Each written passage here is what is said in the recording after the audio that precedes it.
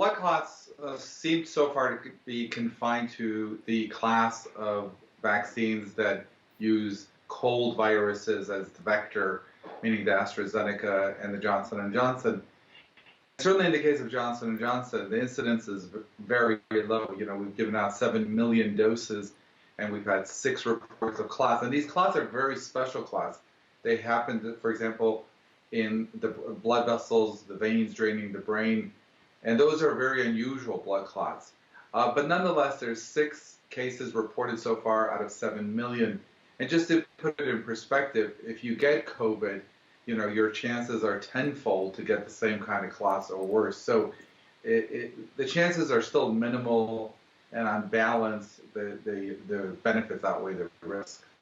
Who is more at risk of developing side effects and blood clot in particular when it comes to this vaccine? Well, I mean, women are, the 6 people that got it were women between the ages of 18 and 48, and no men in this case. So, but women in general are at high risk for many sort of autoimmune diseases that cause blood clots in general. And just to be, just put everything in perspective, getting pregnant puts you at risk for blood clots. Using birth control puts you at risk of blood clots for women, and probably at a higher rate than taking the Johnson & Johnson vaccine. We don't tell women not to get pregnant or use birth control. So it really puts it in perspective when you look at the incidence per 100,000 of blood clots in Johnson & Johnson versus getting pregnant versus being on birth control.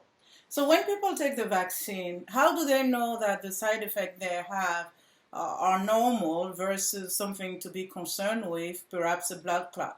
How do they know that going from a normal side effects to something more concerning, and also identifying in the case of a blood clot? Well, a couple of things. First of all, the time frame for these 6 patients were between 6 and 13 days after getting the vaccine. So if it's the day or 2 after the vaccine, or if you're more than 2 weeks out, you probably have very little to be concerned about, even if you're experiencing some side effects. But the side effects from the blood clots in the brain are, signs of what appears to be a stroke, where you get weakness on one side, seizures, change in vision, severe headaches that don't go away. If you're having those symptoms 6 to 13 days after the Johnson & Johnson vaccine, that's when you should seek medical attention. So how does a blood clot manifest? What are the first signs? Well, it depends where it is. So we know with the AstraZeneca, there were blood clots in the brain, there's blood clots in the lung, there's blood clots in the abdomen.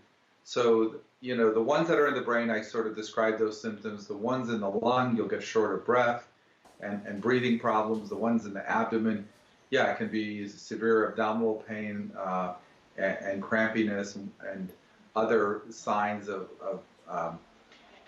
intestinal issues. So I think those are all different side effects depending on where the clot is. We see more vaccines that are coming out, and we also hear about side effects, blood clots in particular, that people are very concerned about. So what is the takeaway message here? Yeah, well, I think the people who are skeptical, this is going to, potentially add fuel to the fire and make them more skeptical.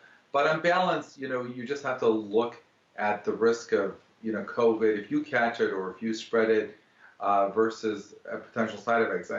I know, for example, antibiotics have side effects, but I know very few people who say, I'm never taking an antibiotic because I could have a really bad reaction. So I think if you view it in terms of getting general anesthesia, going on birth control, those are all risks that we take because we think on balance the benefit outweigh the risk.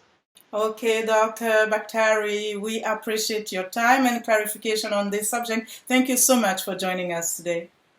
It's a pleasure. Thanks for having me.